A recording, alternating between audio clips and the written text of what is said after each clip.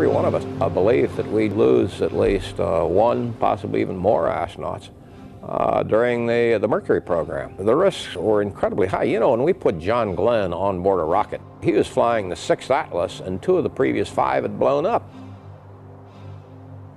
As Friendship 7 finally lifted off the pad at 9:47 that morning, Capcom Scott Carpenter had the last word. Godspeed, John Glenn. 10, 9, 8, 7, 6, 5,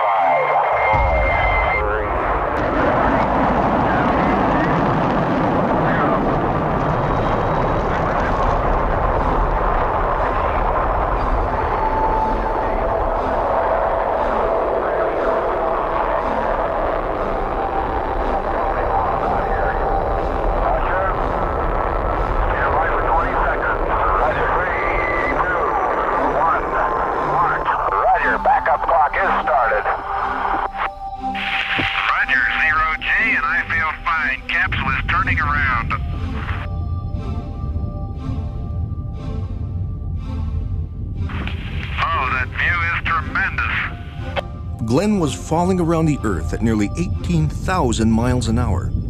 12 minutes after liftoff, he was over Africa. As he traversed the night sky over Australia, residents of Perth blinked their lights to say hello. Roger, the lights show up very well, and thank everybody for turning them on, will you? Sure will, John.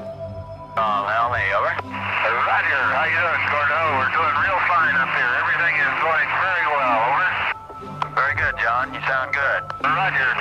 That was sure a short day. Time passes rapidly, huh? Yes, sir. Half a world away in mission control, there was sudden cause for concern. An indicator suggested that Glenn's inflatable landing bag was deployed. Located just beneath his heat shield, a problem with the bag meant the shield itself might be loose, in which case Glenn would flash into vapor during the 9,000-degree re-entry through the atmosphere. As he passed into his second sunrise of the day, Glenn knew none of this. He was transfixed by thousands of what looked like fireflies dancing in the sunlight just outside his window. Hypnotically beautiful, their origin a complete mystery. Glenn excitedly reported his findings, trying to accurately and dispassionately describe what he was seeing. Nobody below seemed very interested. Passing over Australia, Glenn asked on-site Capcom Gordon Cooper to mark him down as having logged the 4 hours of flight time he needed to qualify for February's flying bonus. The $245 would be added to his monthly salary of $904.68. In mission control, the decision was made to bring Glenn down at the end of his third orbit.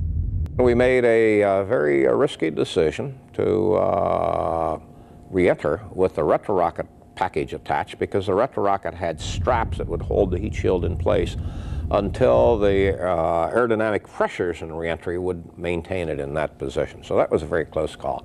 Now Glenn demanded to know what was going on. Alan Shepard advised him that he was to perform a manual re-entry with the retro pack attached. And then he told him why. We are recommending that the retro package not, I say again, not be jettisoned. This also means that you will have to retract the scope manually. Do you understand? Roger, understand. I will have to make a manual 05T entry when it occurs and bring the scope in manually. Is that affirmed? That is affirmative. Friendship 7. Roger. Retracting scope manually. While you're doing that, we're not sure whether or not your landing bag is deployed. We feel it's far safer to re-enter with the retro package on. We see no difficulty at this time in that type of re-entry. Over. Roger. Understand. I was more concerned that we were going to cause damage to the heat shield by having the pack on there as much as I was worrying about it coming off. Friendship 7, this is Gabe. Do you read?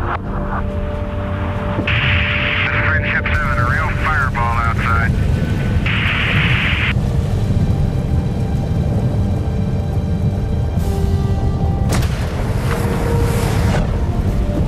This is Friendship 7. I think the pack just ionized layer around the spacecraft that radio waves can't penetrate. Mission Control and the world would have to endure 4 minutes of silence without knowing whether Glenn had made it through. Main chute is on green. Chute is out in reach condition at 10,800 feet and beautiful chute. In the end, the problem had been neither landing bag nor heat shield, just a bad indicator light in Mission Control.